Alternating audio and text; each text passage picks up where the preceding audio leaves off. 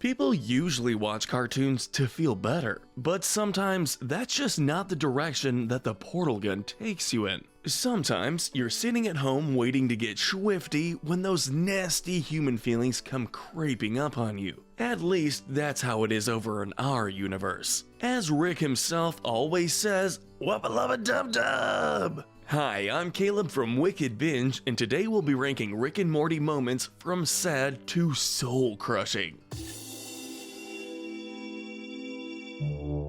Just a couple of rules before we get started. We're going to start with the saddest moments on the show and work our way up to the moments that left us with the worst sense of despair. There are some tear-jerking moments that were too heartwarming to be considered. When we say tear-jerking, we mean that Doofus Rick cried. We certainly wouldn't. With that said, let's go through the ominous green glow of the portal and hop into our list. First up are the sad but passing moments of the show. Some have a comedic tinge while others are just used as one-off lines. They'd be easy enough to forget about, but if you take the time to think about them, there's something dark lurking under the surface. Kicking things off is the butter passing robot. This is a smaller existential crisis from the multiverse, but we feel it bears mentioning. Rick, in a show of intelligence, builds a robot at the breakfast table to pass him the butter. It was a simple enough joke when juxtaposed with Jerry's bubble popping game, but a bitter moment for the robot.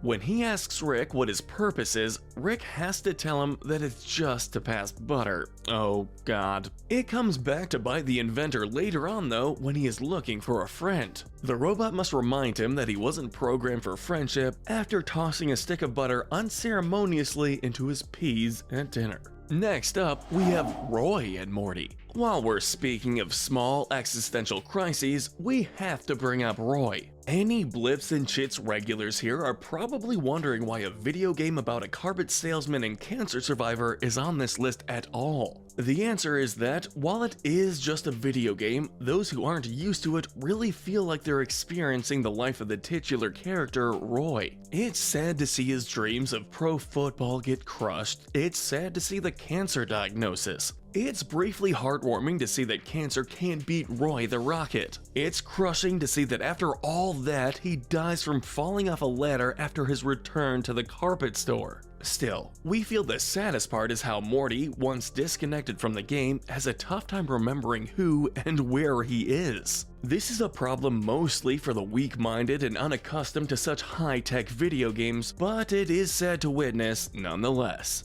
Another sad moment for Morty was discovering that it was all for Noob Noob from the Vindicators 3. In Season 3, Episode 4, Morty gets to use his 10th adventure card. He chooses to go save the world with his heroes, the Vindicators. They don't get along with Rick, who seems to be getting a little jealous that his grandson reveres them so much. After getting blackout drunk, Rick creates a series of Saw-style traps to, use his own words, like a hack. This all culminates in a final test where they must place the only thing they have of value on a platform intended for, well, not for Morty. What builds itself up as an emotional reconciliation between Rick and his grandson turns out to be a declaration of respect for Noob Noob, the janitor of the Vindicators. Morty gets to ride the roller coaster Rick designed for him and see how his grandfather and partner in adventure was able to open up to a complete stranger just for laughing at his jokes. Worst of all, Rick doesn't even remember Noob Noob when he's sober.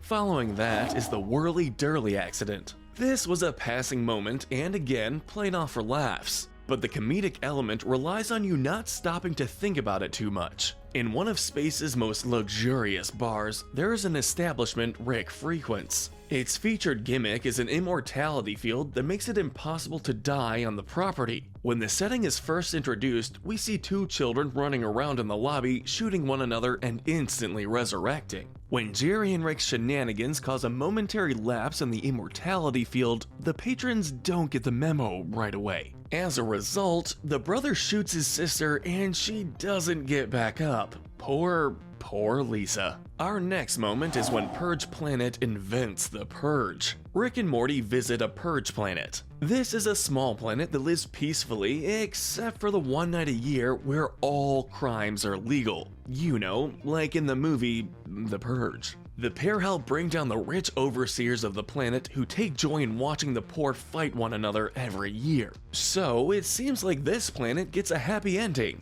at first. It takes a few minutes of them trying to invent a new society before they fall back into old patterns, however. The negotiations make them frustrated, and before the aggression has time to fester, they are already discussing a set period of time where they should be allowed to fight one another. This really does go to show that history repeats itself, especially on the Purge planet. Rounding out the tier is Planetina. We do have a specific moment in mind for this one, but the whole concept of the character gets a little sad. She's an avatar of our planet, which is dying, who is conjured into being by 4 kids with elemental rings. Those kids have grown up and want to sell out the franchise. Planetina doesn't have her own agency at first. When Morty rescues the ring so she can be her own person, that doesn't seem to go any better. It gives her the opportunity to learn about just how bad the state of Earth is. There are plenty of heart-wrenching moments in this, especially if you watch Morty's reactions. When her environmental activism gets extreme and she kills 300 people for drilling, that was pretty hard to watch. It was even worse after they break up and a sobbing Morty confesses his love for her once more. The saddest part though, the metaphor. Like our real-life issues with the planet, Planetina's arc is never resolved. It's a pretty grim message overall. Now we move into our second tier, the soul crushing.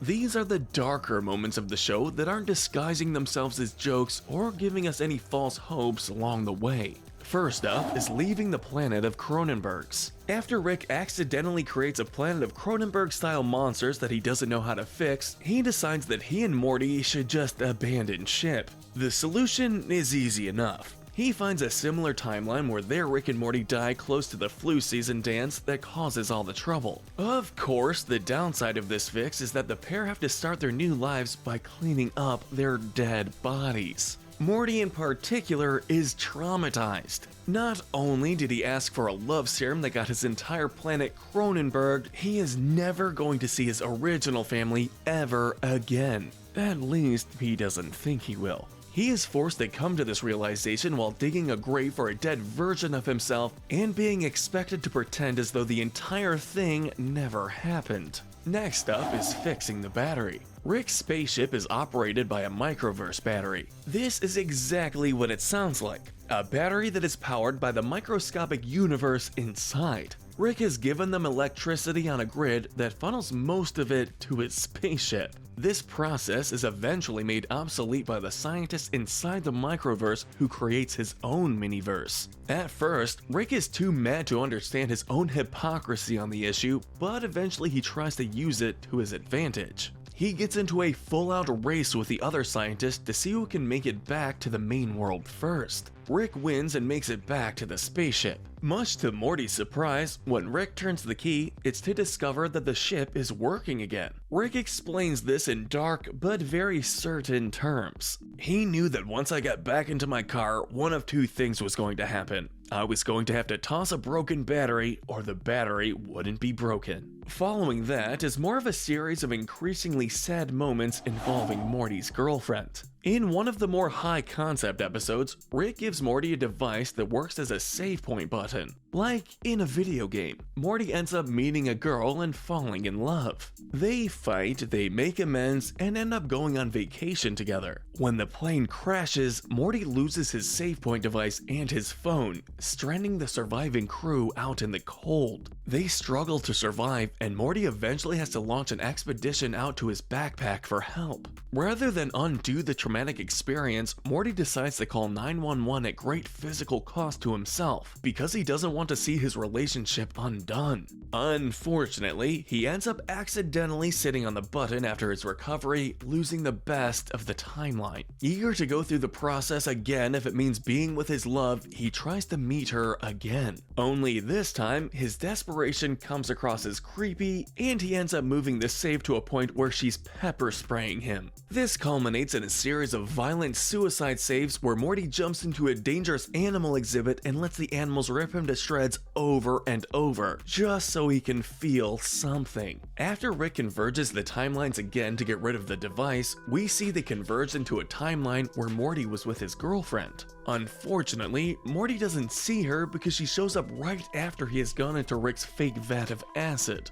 She gets there just in time to see the bones float to the top of the vat and leave sobbing. Morty resurfaces only after she's gone and never knew that she came back for him. Next is another rough one for Mort, the death of Fart. Morty goes through a lot of pain and suffering to save a gaseous being that Rick unfortunately names Fart. He sacrifices a fun day at the arcade Blips and Shits, which an alternate Morty has a blast attending. He also ends up murdering a lot of innocent people in order to successfully orchestrate the escape of the being. But Fart seems to be worth saving. Aside from the fact that Morty views him as a victim in a tough situation, there's his beautiful voice and declarations about putting the life of all beings above oneself. He praises Morty for this very quality. It isn't until the two have really bonded that Morty learns all carbon-based life forms are considered a disease on Fart's homeworld and are about to be eradicated. Suddenly, Fart's willingness to kill the people of Gear World makes a lot more sense within his theoretically pacifist mindset. Morty knows what he must do.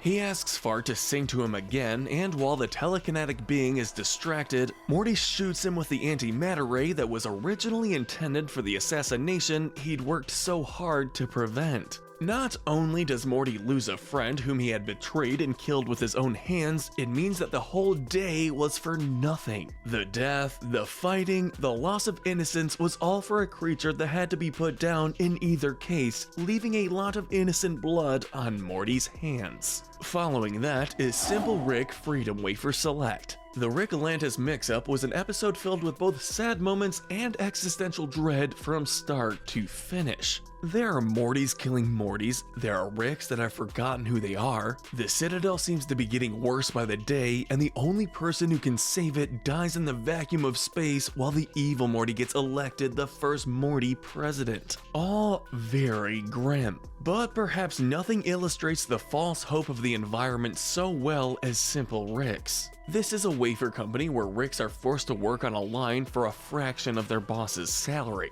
They make delicious wafers from the secretion of a chemical in Simple Rick's brain derived from a moment when he experiences true happiness. One of the Ricks working on the line snaps. After he kills Simple Rick during negotiations, he is given one true moment of bliss where he believes he has escaped the life of drudgery. He gets a moment of freedom, and that moment is replayed on loop once he is taken captive to replace the now dead Simple Rick.